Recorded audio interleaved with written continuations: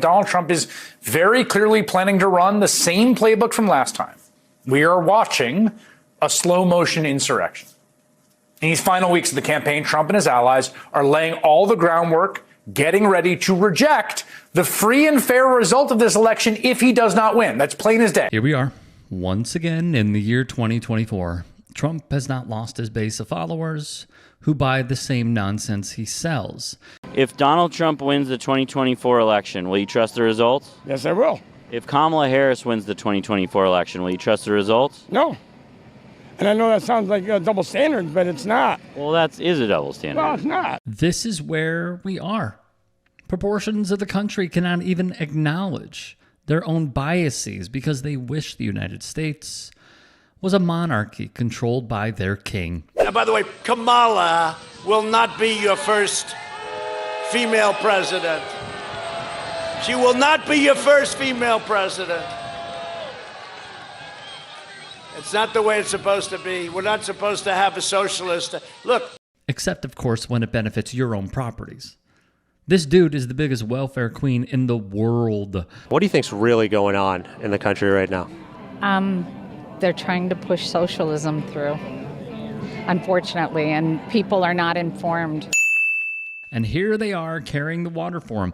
I question if she is in touch with the socialist principles this man lives by while we all foot his bills. Former President Donald Trump increased his extreme rhetoric, describing some American citizens as enemies. I think the bigger problem is the enemy from within. In a Fox News interview yesterday, Maria Bartiromo asked Trump whether or not Election Day would be peaceful. We have some very bad people. We have some sick people, radical left lunatics.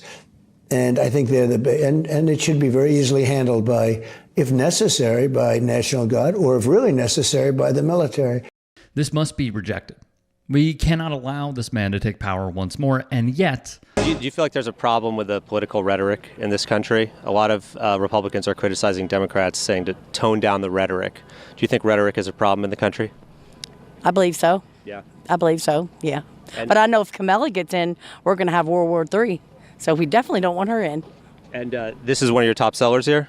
One of them, yes, sir. And it says, Trump that bitch. Yes. Yep. The jokes write themselves. I met the president in 1968 when my father was working for his father in Brooklyn, New York. Did your father like his father? Was it a good relationship? Yeah, he worked at least 10, maybe 12 years on the Trump villages in both Brooklyn and Queens, New York. I'm originally from Brooklyn, New York. So that is the hero right now of our country. You know, a lot of people accuse Trump of not paying bills in his construction company. You kind of have an inside track. Did he pay his bills? Did people like working with him? Of course he did. He always paid his bills? Yes. Yes, he did. Okay, because here in Erie, they've asked him for a $35,000 payment for the previous rally, which he has ignored. And they say he probably won't pay again. Well, that's the way they're framing it. I don't know. They sent him a bill for $35,000. All right. He pays his bills. There was the best 10 to 12. He got a bill for $35,129 that he refused to pay. Okay. All right. Thank you. That's a good moment to head out then? Yes. Okay, great. An obvious tell here, but this man supporting the former president should say this to Marty Rosenberg's face. He promised if we did a good job, we would get paid. He says Trump owed him over $1 million, and he wasn't alone. Rosenberg says Trump didn't honor the contracts of over 100 contractors who helped complete the Taj Mahal. The man didn't pay us because he didn't have the money, bottom line. I said, we want to get paid. He says, well, how can I stop this meeting? I said, it's relatively simple. Give me a check. After several rounds of negotiations, Rosenberg says he and the other contractors settled with Trump for less than what they were owed, with devastating results. Some went bankrupt, some lost their businesses. And this is just one example of, unfortunately, many that we can provide. The man is pulling a con job on the American people, and his base could care less. Donald Trump is now calling for a government shutdown over unsubstantiated claims of voter fraud. The former president said late last week that Republicans in Congress should shut down the government if Democrats don't agree to legislation barring non-citizens from voting, which we note again, that's already illegal. Trump continues to claim without evidence that many non-citizens voted in the past presidential election. He's doing it again, and his followers continue eating it up. Any final message you would leave for Donald Trump if you were watching this? Just watch. They're going to steal the election, and they're going to try to set you again because the Democrats are behind it. Absolutely. You're 100% sure of all that? Oh, yeah, absolutely. Sure that the Democrats are behind. They've tried to stop him. Will you trust the election if Trump wins? Absolutely. Will you trust the election if Kamala wins? Nope. There you have it. Indeed. There you do. It is hypocritical, but they could care less. It's a saddening tale of just how easy it is to deceive a massive part of the electorate. If you count the legal votes, I easily win. To be clear, this is what a massive loser does. When they do not become victorious in a hard-fought race, they cry and whine and moan about everything, except how they just simply could not get a W. This should be rejected, not embraced. However, he was up about 600,000 votes in Pennsylvania. I woke up, he was down 60,000. Something's wrong. So what happened there was they had a law in Pennsylvania where they couldn't count the mail-in and absentee votes until Election Day. So they were counting them throughout the day, and that's why you saw the number change there. I don't believe that. You have a right to say that, but I got a right to believe what I want to believe. Right. But that is the fact of the matter. Like, they couldn't count them until that day. Well, I'm hearing different facts. I'm hearing something totally different.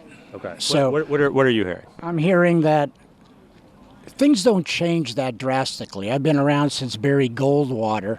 Things don't happen that way. But it was COVID, so more people were voting absentee. A lot of people, doing absentee ballots. And semis, early voting, things like that. Semis of votes were coming in, right, and didn't look good. Right. And there was clear instances of cheating. Hate to use the word, but that's what I'm seeing. They still fail to abandon ship and fall in line. Fun fact about this guy. He admitted to taking his 12-year-old son to the Capitol on January 6th. I saw what happened.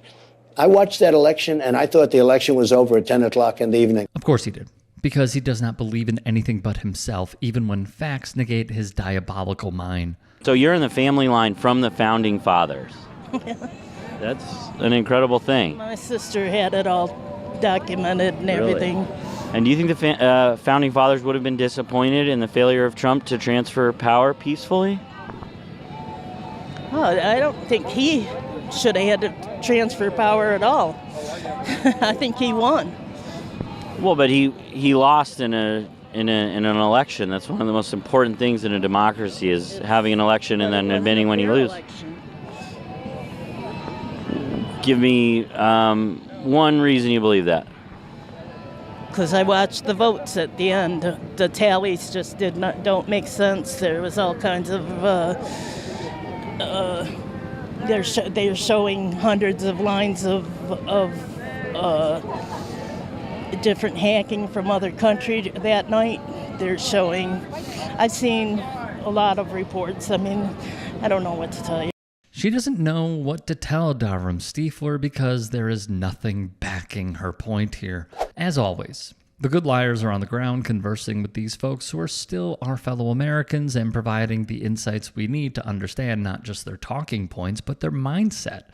For more updates, head to their website, sub to their YouTube channel, which is popping off, their Instagram, of course, TikTok page, which is also bumping, and please make a donation to their Patreon.